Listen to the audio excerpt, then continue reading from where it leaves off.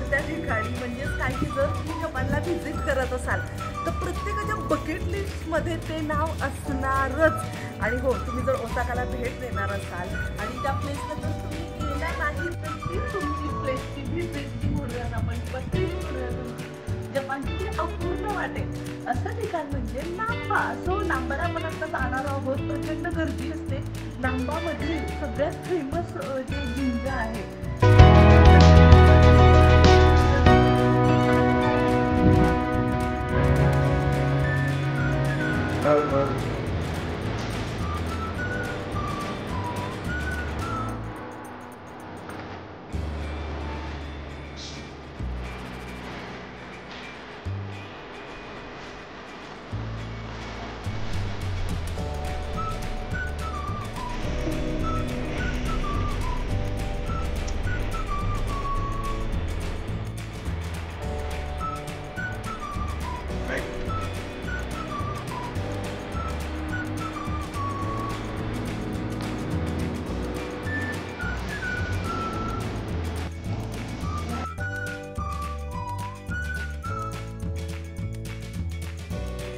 आलाय। तुम्हाला माहिती नाहीये कसं जायचंय तर तसं आपण मी दाखवलं तुम्हाला। बिपिन सर चौकशी करत होते तर मी ज्या गेटमधून बाहेर पडायचं ते कन्फर्म झाल्याशिवाय बाहेर पडतो का, कारण खूप मोठा आहे तर वरती म्हणायला म्हणजे नंबर फॉलो करायला।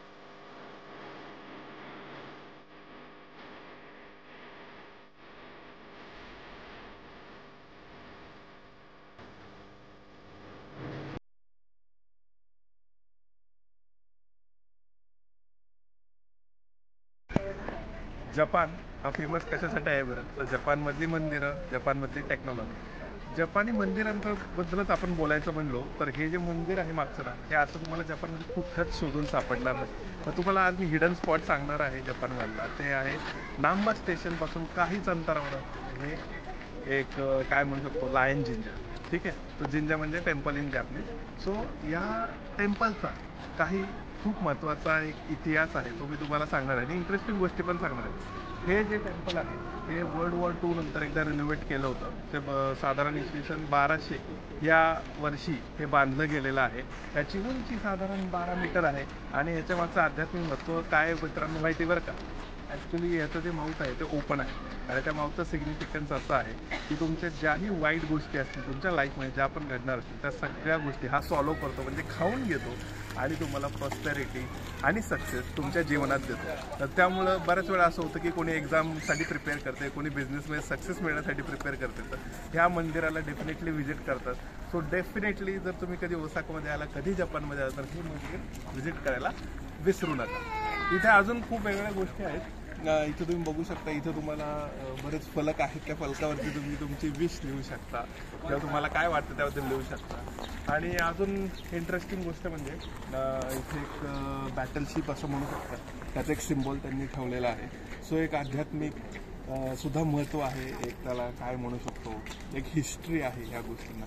हे सगळं हे एक मंदिर तुम्हाला रिप्रेझेंट करतं। सो जपानमध्ये आलात नक्की या टेम्पलला व्हिजिट करा। आणि महत्त्वाची गोष्ट मंडळी, त्या लायनचे डोळे बघा बरं, काय वाटतंय का तुम्हाला? यस, ते डोळे चकमकतात बरं का। तर कधी जेव्हा इथे एक फेस्टिवल असतो, म्हणजे समजा एक वेडिंग फेस्टिवल आहे किंवा जानेवारीमध्ये पहिल्या आठवड्यात इथे एक फेस्टिवल होतो, तेव्हा ते जे डोळे आहेत ना ते चमकतात, म्हणजे बेसिकली लाईट्स तिथे ऑन होतात। आणि तिथे अजून एक खेळ खेळला जातो बरं का, तो म्हणजे टग ऑफ वॉर्स, म्हणजे रस्सी खेच।